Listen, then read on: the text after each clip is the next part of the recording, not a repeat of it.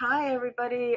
This is Marlon Warren, and I'm your host for today with Luke Benoit and Tom Alba and Artemis Craig, our fellow poets, and myself. I'm going to be reading a little bit of amateur poetry.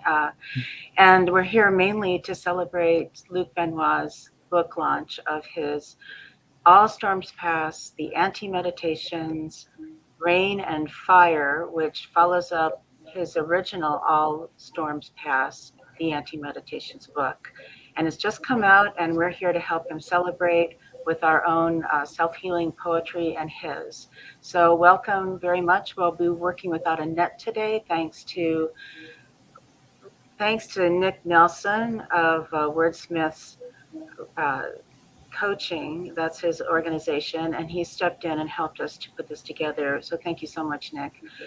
So we'll get started here. I know all these people because I do publicity, book publicity, and all of these people have worked with me and I've worked with them. So it's great to see everyone here, and I know a little bit about you guys. So we'll start with Luke, and let's go. So Luke, hi, it's nice to see you. Hi, everybody.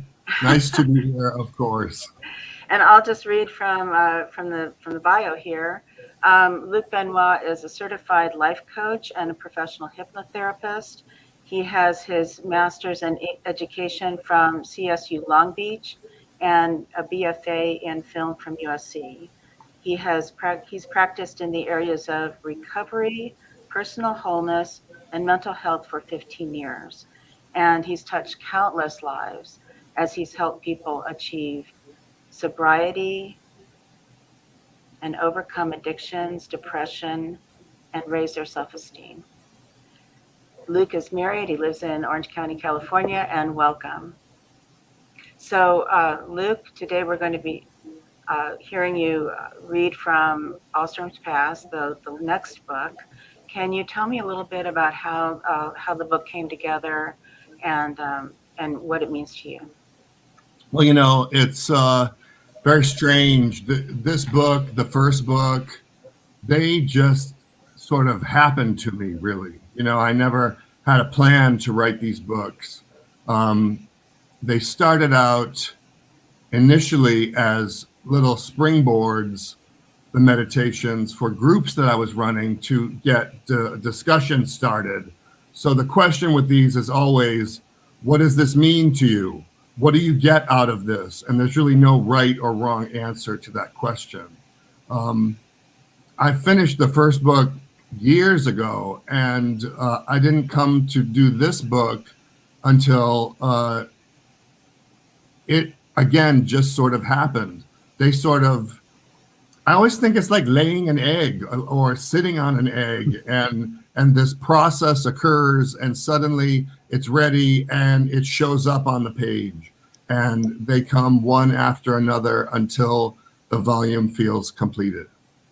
If that makes sense. Yeah, it does. And how does your professional hypnotism, that you're a hypnotherapist, does that play any role in your process? I think I go into trance a lot, naturally, and sometimes consciously. And whenever I'm writing, I am in trance. Even if I'm writing a screenplay, I have to go into a space that I'm open, and whatever it is can move through me. So the language in the books also, it's a lot of NLP, hypnotic language that just sort of fits with what's going on. Thank you. And with your first book, what was the reaction? Can you tell me some of the reactions that you got from readers and reviewers? Oh yeah, I still get reactions about the first book all the time.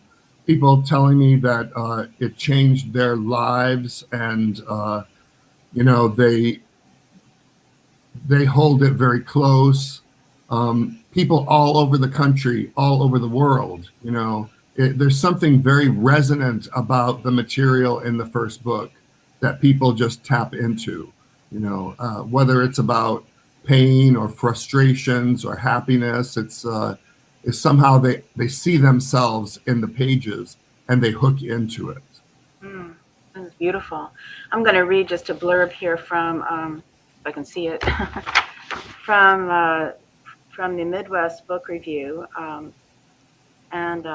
This one, it says, "The power to change one's life lies in one's own hands. All Storms Pass is thoughtful and powerful reading that will resonate clearly and fully on many levels. An excellent pick for anyone looking for a way to fire their way through life." So thank you, Luke, for bringing this book to consciousness. And if you could do us the honor of reading some of your selections from your Antimeditations. Sure. It's interesting going through the book and picking which ones to read. I have this experience where I'm going, oh, I forgot about this one, or, oh, that one is so good, I forgot about it. And it kind of makes me very sparky, you know. So I picked a few that for some reason really felt good to me. But, you know, the most important page in the book is the first one, same as the first book, too. It's the statement of high self-esteem, and it's basically two ideas. Number one, every person deserves the right to live with high self-esteem. And then number two, if anyone ever told you that you were anything less than wonderful, they lied. The problem now is that at some time in the past, you swallowed and believed those lies, and you are still living them out in the form of your current problems. That's sort of the conceptual framework for these two books, and everything that's written should support those ideas, and I think they really do thematically. Right. So, it's about self-healing, to yes, heal oneself. Absolutely. And I think awareness. And where does awareness come from? My dog is wondering what I'm doing. She's hearing me talk so much, and it's confusing her. It'll be over soon. Just hang in there, doggy. Well, let me read this one. This is the one that comes to mind first when I think of the second book. It says, I will recognize my distractions and stop putting myself in places where I don't want to be. She said, balance has always been a problem in my life. And then he said, then what are you doing here up on this high wire with all the tight ropes you tried to walk before? Did you ever make it all the way across? And she said, but you don't understand. It's nothing that I'm doing consciously. These situations just seem to find me. So he asked her, so what would make you think that this time would be different? And she said, I just always get distracted by the daring young man, trapeze flying, when all I wanted was something to grab onto so I could let go and someone to catch me before I fall. And he said, then why didn't you grab my hands? That to me is what relationships are all about. Especially, it seems like codependent relationships are all absolutely, about. Absolutely. You know, I'm there, I'm not seeing it, but it's happening to me over and over again. And I know something's wrong, but I don't know just what. Well, in your work as a coach, you've probably met a lot of people like that, like when you're coaching people with their mental health. I've probably been a lot of people. You know, that's really the essence of it. Water seeks its own level, and people who resonate with you thematically find you so they can get the right help. Yeah, really definitely.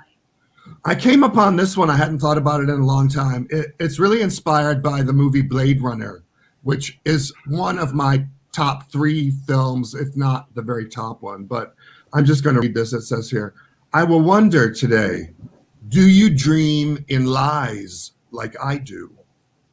And do androids dream of electric sheep that fly across the skies by some futuristic voodoo? Or counting alibis like you do when neither of us can sleep anyway?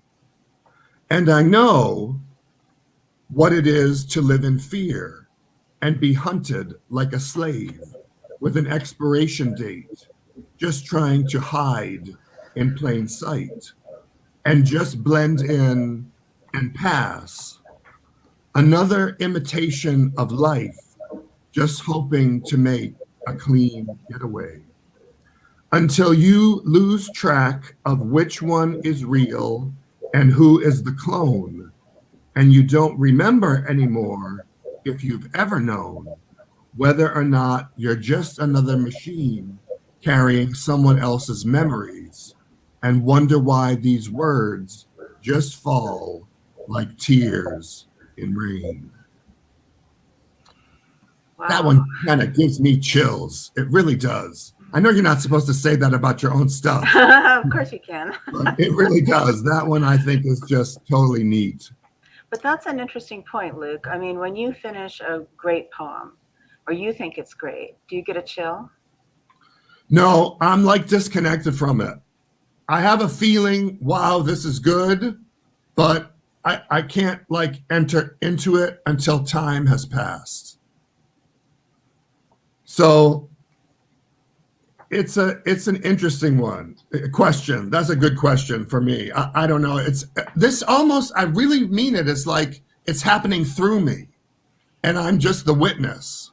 You know, I'm just the witness to what this is becoming, if that makes sense. Yeah, totally. Yeah. Let me read another one if I have time. Please. This one, it says, today I will try to understand pushing you and me away. I've tried everything to get you to stop wanting me. I've tried everything I can think of to push you away. And you have done the same to me, although sometimes we didn't know it or it didn't look like it. But you're still here, and I'm still here. And maybe that means that God does have a sixth sense of humor after all. And is this what they call love? Not something to wait for, but just the way it was supposed to be all along. And if you disappeared tomorrow, or you were abducted by aliens, or even if you just wandered off, would it feel like I had been left with a hole in my side, or my soul, or my sky? Even though you always took all the blankets and pulled all my covers every night, and I never understood how you could be warm and cold at the same time. Wow, I'm sure there are a lot of people that can relate to that one. Oh, it's just life. It's just life. We're all trying to figure this out. You know, it's a puzzle, and we're all trying to figure it out. That one sounds like a long-term relationship, you know. It is. Yeah. And you're just with that person, and it's going on and on and on. And yeah. you love them, but then there's avoidance stuff going on. So yeah, Is there time for one more? Yes, I think so. We don't have Okay. Oh, we have 5 minutes. We have 5 more minutes. Oh, that's great. That's great. Okay. So you're halfway in. Here's another one. I really like this one. Today, I will accept that the scene of the crime will always be there. And there are places that you pass every day, permanent markers, reminders, maybe once a week, where it all took place. The plan, the accomplices, and the fake names, where you hid the knife and what you did with the bodies, that same freeway exit, the hotel rooms, the song that was playing on the radio, that all come back around again still. And maybe you've changed and left it all behind, but the geography is still the same, and its landmarkers, and how you wish that all those triggers would just go away. But you'll always have a record, at least in your own mind, that will follow you wherever you go, that can never be completely erased, because you'll always know. And you're the only one who can get you off or violate your emotional parole? They're just So, different, they're just really unusual. so that particular one, what was going on? Do you remember what was going on when you wrote it? I think it's about guilt, and trying to make changes. And what is the nature of a crime? There are so many different kinds, and how do you leave that behind when you're trying to start a new life? I think it has a lot to do with addiction. That one could just be seen as about addiction. I think it could be about adultery. There's so many ways. There's so many ways. And let me read this one last one. It's a kind of a companion piece to the other one, even though they're not close to each other in the book. They resonate the same way. Today, I will ask myself, which one is the secret identity? Sometimes we wear costumes and masks, sometimes for fun, sometimes for survival. But if we wear them long enough, sometimes they don't come off. And it's easy to get confused along the way about which one is the real and which one is the secret identity, and who was that masked man. And were we taught so well, so long ago, to play hide and seek and hide, that the mask could have become real, and the real turned into a mask? And which one is the man in the mirror?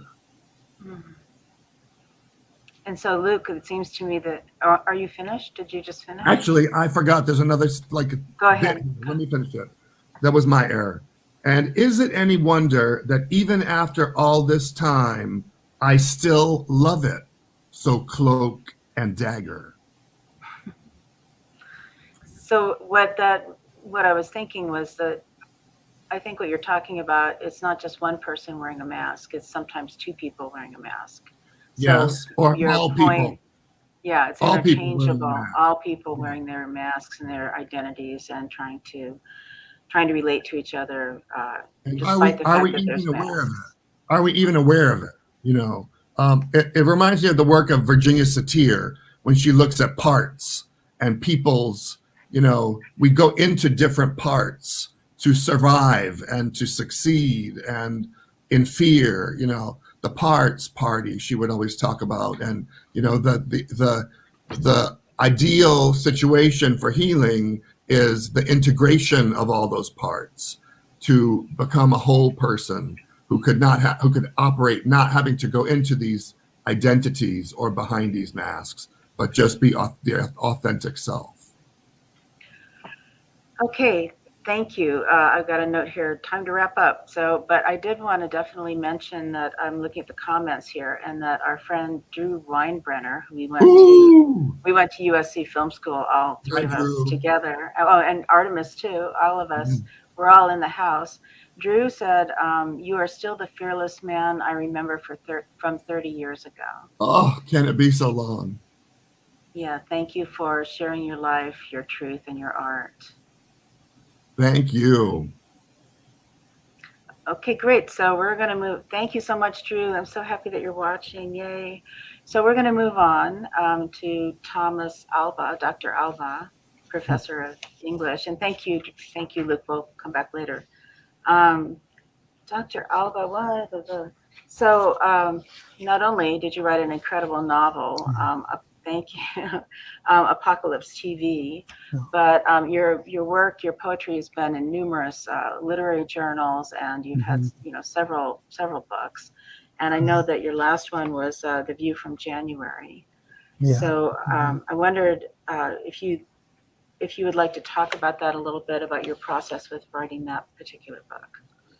Yeah, thank you, Marlon, and thank you for having me. The process, I really have always thought of myself as a narrative writer, if I'm anything, but writing short fiction is where I'm at, especially.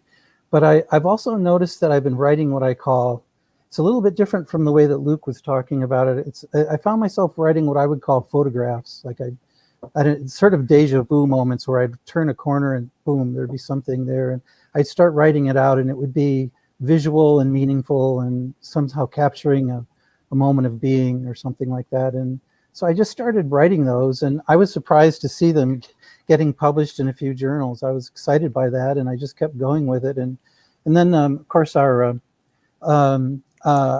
son took his life 3.5 years ago, and after that, I found myself writing more poetry than fiction, than narrative.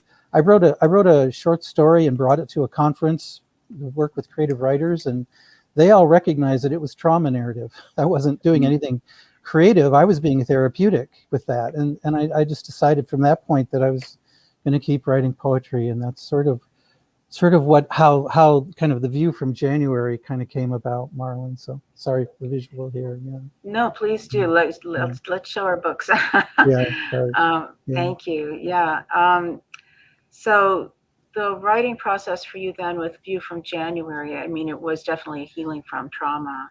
Mhm. And do you feel like there was any kind of arc involved, that you felt better as you wrote, or are you still sitting with it? What kind of healing, if any, did it bring you?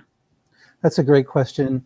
It helped me to keep, I don't want to sound overly dramatic, but it allowed me to just keep my feet on the ground, and it allowed me, writing became a form of therapy for me. And the arc is slow. I know that for a lot of people who lose a child or lose a family member to suicide, the arc is somewhere around 6 to 7 years before any normalcy creeps in. I want to say that I feel a little better than that, and I don't feel in danger of any catastrophic extreme things on my own, but I do feel that writing has been my safety net. Ann Hood, who's written a wonderful grief memoir called Comfort, she's a nationally published writer also, and she found knitting to comfort her.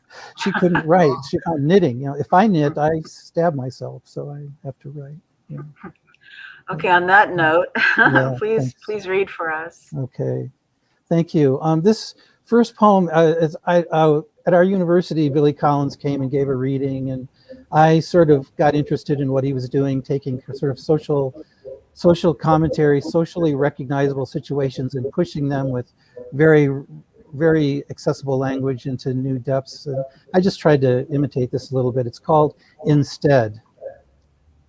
After the kids are grown, and you are not just old, but also rotten with lists, and no more excuses to volunteer at the school where they now think you're not a father, but a pervert with no more avenues to the world and what it may become.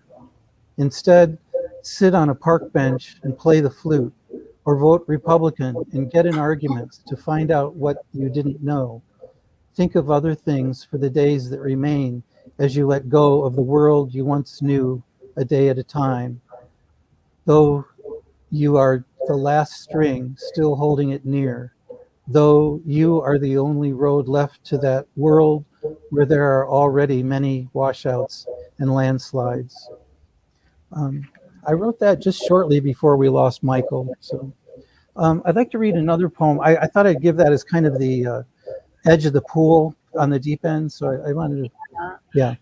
Before you do, I'm having a little trouble with sound. Is anybody else hearing an echo when Tom is talking? I am. So Nick, are you there? Because I don't know what's causing the echo. I don't know if we that are listening mute, if that might help. I don't know. Nick?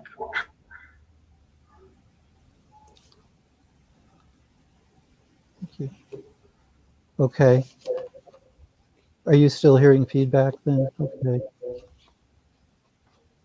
Okay.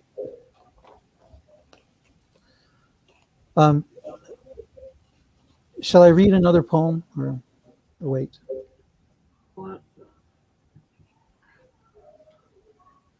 Okay, Nick, it's not coming from me, but I don't know where it's coming from. Let's all try muting for a second and see what happens. It just stopped, I think. Someone just stopped. muted it. Yeah, it did. It stopped. Okay, great. All right, that was it. Please. Okay, yes. I'm sorry about that. No problem. Please continue. Yeah. This is one of the poems that I found it helpful to write, and it's set in a survivors of suicide meeting. So it's called Crazy. First, let's define our terms, the facilitator says, but ignoring first principles, the woman again at grief group says, I hear his voice, clutches moist tissue, slouches in a chair to be stacked after the meeting for tomorrow's Boy or Girl Scouts or the senior craft session. I've never learned which. And I think, are you crazy? I wish I could hear his voice. Even a dream would suffice. We no longer hear saints, hear God, hear the Spirit, only our dreams of madness voiced over by therapist mumbles as from an adjoining room or access. I want to be you in these quests. The five of us now norm in this life after, come without reason, cause, or rhyme, packing toxins of hindsight to spill over lines at job, school, or parking lot spaces. After finding him at the end of a rope, he learned to coil on the internet. Are we crazy? I will tell I have need to know that heaven swoops at earth occasionally, and time machines are open to this wind of the abyss of our stories and the leaves we see scattering and want to hear and not stare another day at a table set with flowers again. So that kind of got published in an Amethyst review. So, yeah. Oh my God, that's so powerful. Oh, can you hear me okay? Yes, thank you. That is so, I mean, that just brought tears to my eyes. Just the, that, especially that one line, you know, what I would give to hear his voice again, you know? Yeah. And then the rest of it sort of interwoven that it's just always going to be with you, you know? Right. But it's going to take different forms, different shapes in the way that it is with you, but it's not going to leave. Yeah, I think a lot of us can relate. A lot of us who've had loss can relate to that. Yeah. And I like too that you used you implemented the group. I don't know how many people do group stuff, but it might be very therapeutic to write out stuff that happens in group with other people. Absolutely. Honoring their confidentiality, of course, but yeah, that's the one. This is the one group I've ever been in where I found just everyone using the same language. It's very, you know, they use terms that I just immediately I recognize because of this common experience. It's so far outside of what American culture allows. So yeah. Yeah, absolutely. Yeah. Thank you, Marlon, for letting me read. Let's see. This is. Oh, sure. Please. I mean, thank you so much for joining us and coming together. Thank you, everyone. Thank you, Artemis and Luke, and thank you all for coming and doing this and revealing yourselves through this medium. I'm looking here. He gave a 2-minute. You got a 2-minute warning a minute ago. Now I've got a 1 minute. And then we have a question here from Nick, who's watching the comments. Who is Ron? And how did he get the link? Can someone text Ron and give him the link to Luke's YouTube page? I don't know where that came from, but does the name Ron strike a bell with anybody? Artemis says it's her friend. Oh, it is? Okay, so then can you text the link? Just tell him to Google Luke Benoit, Luke the Coach, YouTube. Okay, thank you. Okay. Thank you, Tom. We'll come back to you, but that was just so powerful, very emotional. Thank you. And now we transition to Artemis Craig. Happy birthday, Artemis. Hey. Have we got sound? Say hello. I'm not hearing anything. 1 second. Got you. Hello. Thank you, everybody. Hey. Hi, Artemis. I know your birthday was yesterday, so I'm so excited that you were able to celebrate it with us today also. So thank you. Thank you so much for having me here. Artemis is the author of a book, which I'm sure she brought the cover with her, Inspirational Verse for Those Who Hunger and Thirst, a book of poems to feed the soul. And just there you go. Yeah, it's a beautiful, beautiful book cover. And let's see here. The Midwest Book Review said Artemis Craig has risen out of the ashes of Hollywood as an evangelical poet who has walked through fire and lived to tell her story. And somebody else, we all need to mute if I'm not talking, because I think we're still getting some noise. Is everyone muted? Oh, okay. We still got feedback. Okay. So Artemis, I just love your poetry. It's so spiritual, and I know you sweated, and you did do time at USC Film School, and then you made a transition to Birmingham, Alabama, where you live now. And I know you're still writing your poetry, and you've got all these great ideas and stuff. Can you talk a bit about your process with your poetry? Well, I started writing poems because I was therapy. I went to therapy, and my therapist was like, write a diary, and my diary started being just poems. And I had a really traumatic experience losing my grandmother, and I was trying to recover from that. She was very spiritual. She taught me a lot about faith. And when she died, I was devastated. I actually was right in the middle of a pitch to Columbia, and I lost the pitch because I was so devastated. So I, contemplated suicide. It was a big deal for me, but I started writing, and it helped me tremendously to come back to myself. Oh, wow, that's great. And so then I think we had there's a quotation here. By God's grace, I regained my appetite for the wisdom I received from my grandmother and my mother, who taught me about life and introduced me to. There's a lot of feedback. Okay, I'm going to keep trying.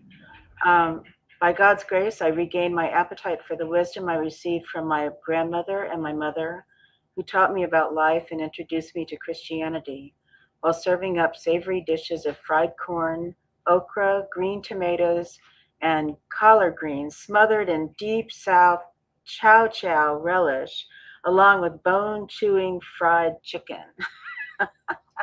That's a is that from one of your that's from one of your poems, I think, or one of Yes, your essays?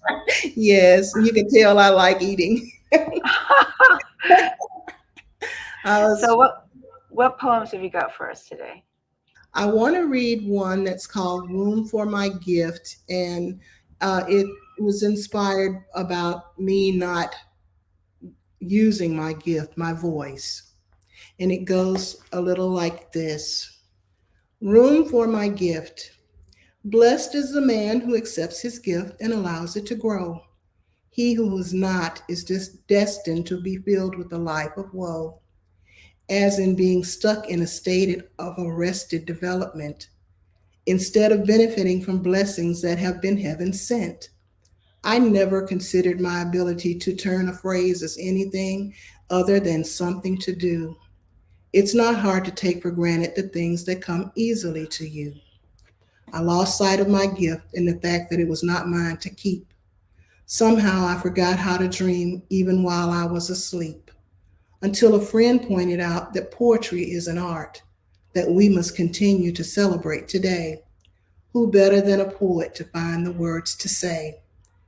To encourage the soul who knows exactly how you felt while making the best of the hand that you've been dealt. After getting back in touch with my faith, I learned to dream again. I finally understood the meaning of the words, a man's gift makes room for him and brings him before great men. In a moment, Proverbs chapter 18, verse 16 made perfect sense. So I dug through the boxes in my closet where my gift lay hidden, brushed away the dust on the page I had written, and with God's help proceeded to get back my confidence. Wow, that is a story. That's a story poem. It's incredible. So that that's what happened is you found your faith merged with your poetry and your writing and brought you through to the light? Yes. I was in a deep, dark place. That's incredible. Do you ever find that if you tell people that you write poetry, what's their reaction? Well, they say from the sound of my voice, they figured I would be good at poetry. I mean, there was a time that I hated the sound of my voice, and so But they, yeah. I didn't talk much. I was a good listener. When did you start writing? I started writing, I guess, when I was 9. I wrote my first stage play, but to actually get published, that was like 8 years ago, 9 years ago. Mm. Mhm. Wow. And then what else have you got? Okay. I have this one. It's about my father. And my dad died in my arms, and I was just awful. I mean, it was awful. So I needed this one to help me deal with it. And it's entitled Life Not Mine to Save. 1,000, 1,000. The chest compressions, like I've been taught, weren't enough. I formed a seal over your mouth, and into it blew a quick puff. Stay with me. But you refused to wake.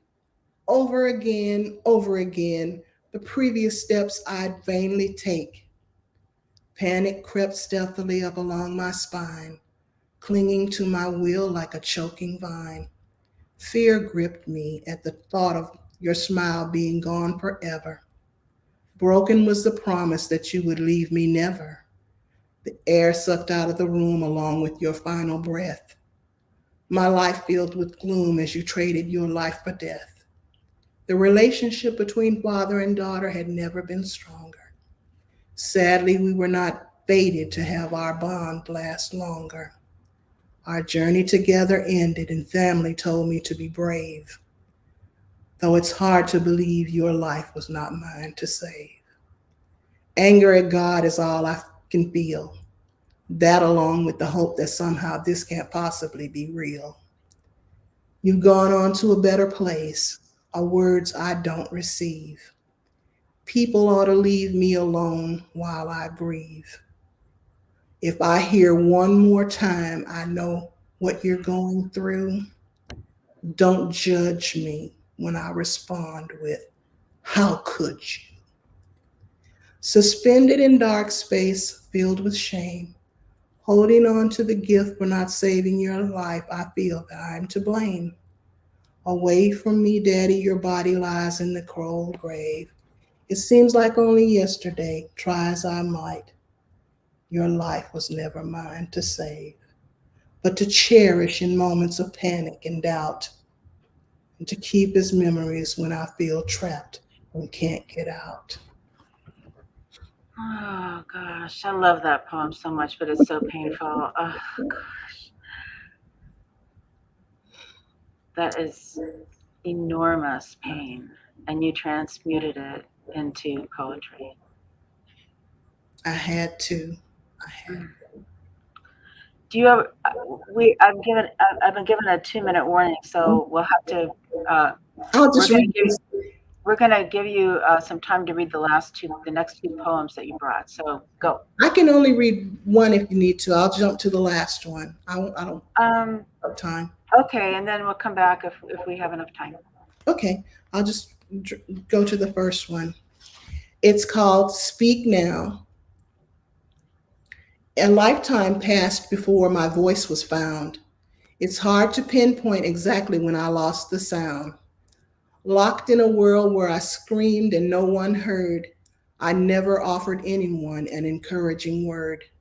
For all the times I held my peace, it's time to speak now. To tell some tormented, misunderstood soul how much power there is in the spoken word, but you must choose to let your voice be heard. Without words, I became invisible, which was fine by me. found a home for my anger and bitterness in my invisibility. Disappointment and hatred festered inside all the while, but none knew because through it all I wore a smile. For all the times I held my peace, it's time to speak now about the dark places I've been and proclaim discovery of a brand new and improved me and how the sound of my voice has become instrumental to my recovery.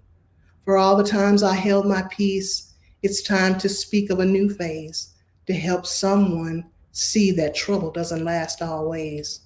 Don't spend another minute going through life in a distorted haze, for your dreams can soar to wherever you set your gaze. That is beautiful. Artemis, that's such a beautiful poem. Thank you. You have been through it, through the valley of the shadow, and I just love that poem. It's so beautiful, Thank you, Mark. and yeah, and it helped you to stop being invisible, Yes, to write and become visible, yes, and to tell your truth, to speak your truth. to speak my truth. Thank you so much for sharing. Thank you. So, okay, so we're going to move on. Thank you very, very much. We're going to transition. I'm still getting a lot of feedback. I don't know where it's coming from. Artemis, try muting and see if, let me see if that, yeah. I think it's coming from some sort of feedback from your mic. Thank you very much. Can I be heard? Okay. So I'm going to, can everybody hear me? Nod yes for once. Okay, you can hear me. Okay, so I'm going to go ahead and I brought a couple poems here. I don't think they're that. So the first one I wrote recently. I had a birthday also in July, and it was a big birthday. It was one of those birthdays that you just go, wait a minute, I'm how old? What? That's not fair. I don't want to be that old. So, it's not just being old, but it comes with a whole set of you can no longer do this and you can no longer do that sort of stuff. So I wrote this about what happened to me. It's titled Stalled. After living many, many, many, many, many, many, many decades on the eve of my birthday, I found myself in a Ross for Less stall, hands pressed against the partition, willing myself not to weep. Slithering through the racks, I recalled my mother, 60s Miami, pulling me through the wholesale outlets, which led to the realization that I didn't buy my own clothes until I separated from her when I was 16 and had a summer job. And it was my dear artist friend Chip who came with me to watch me try on clothes. My crush on Chip had been replaced by a different crush, and this was just pure lightness, fun.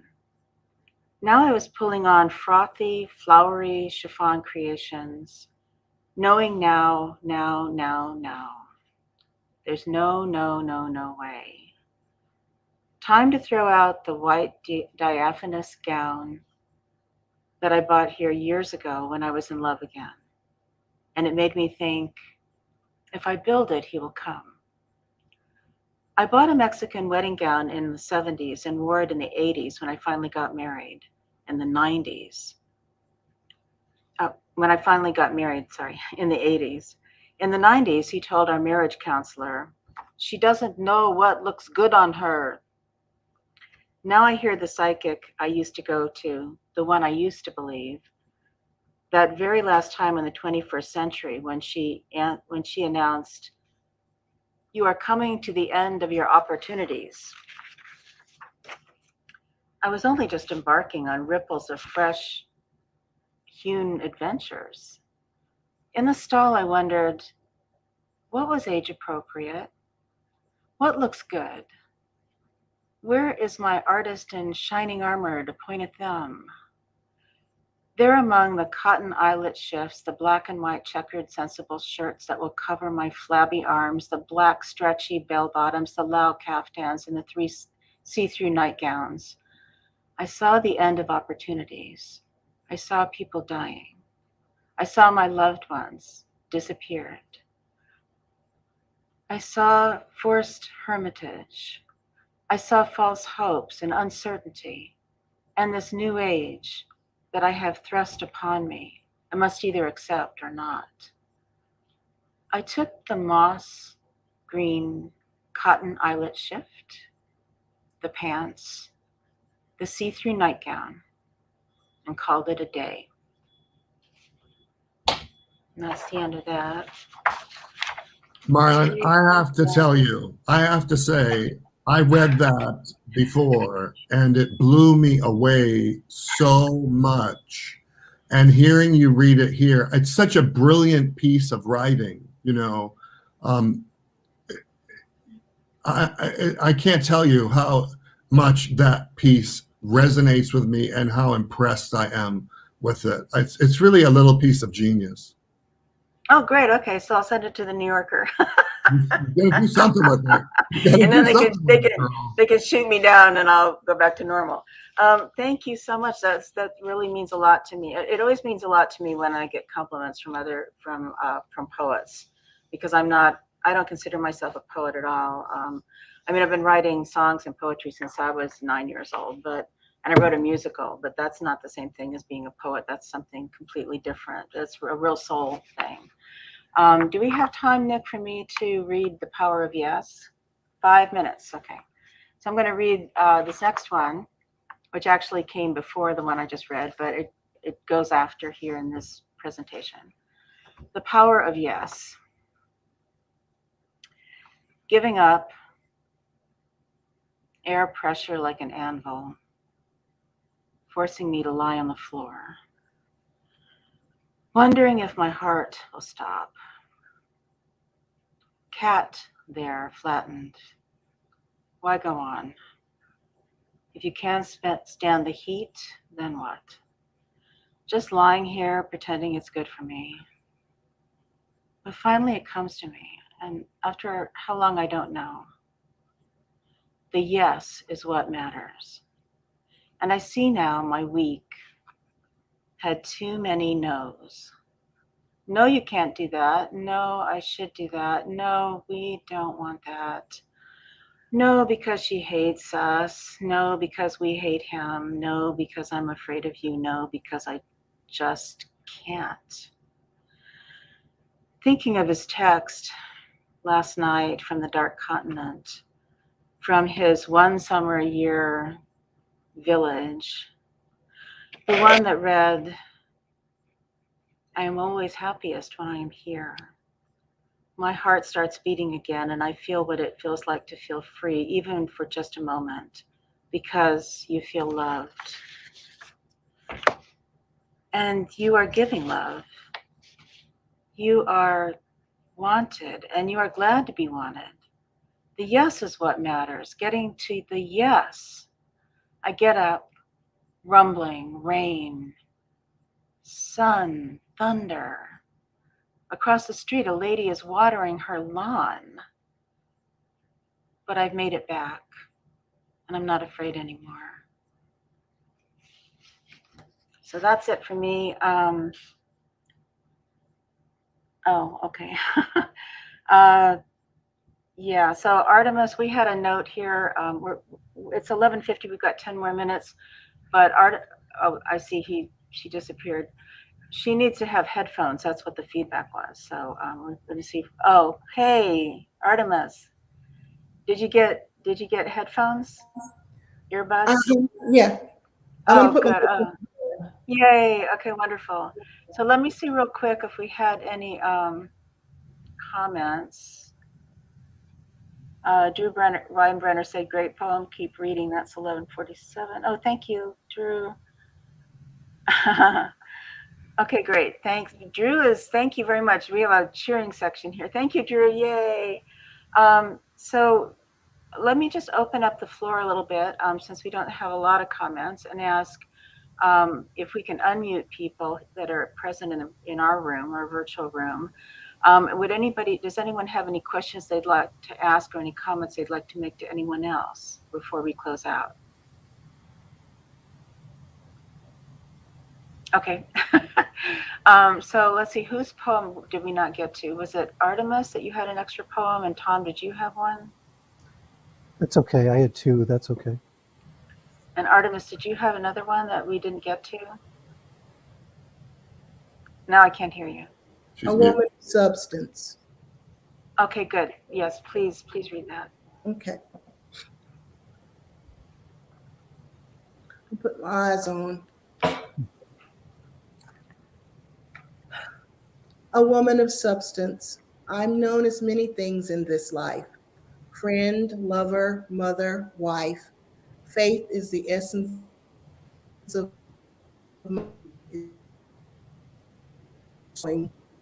my way through uncharted territory as I run headlong onto the field.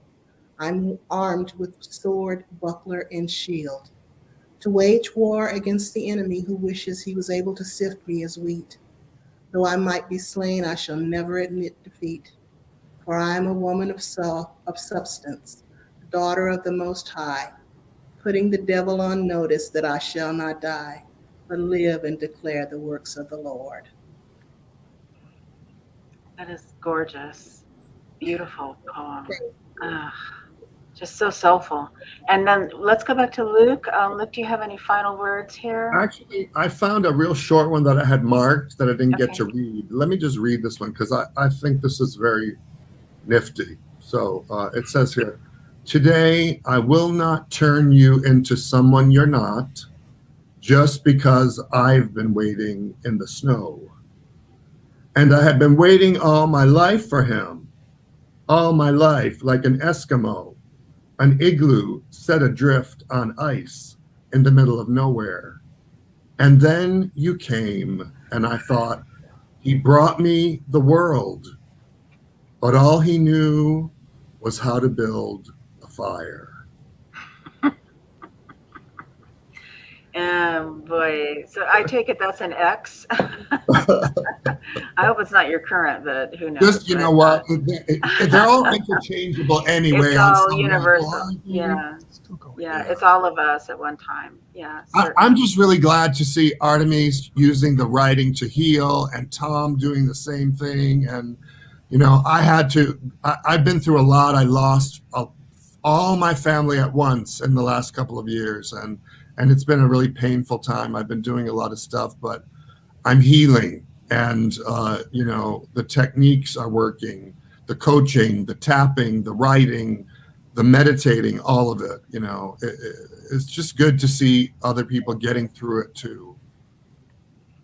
Absolutely, I totally agree.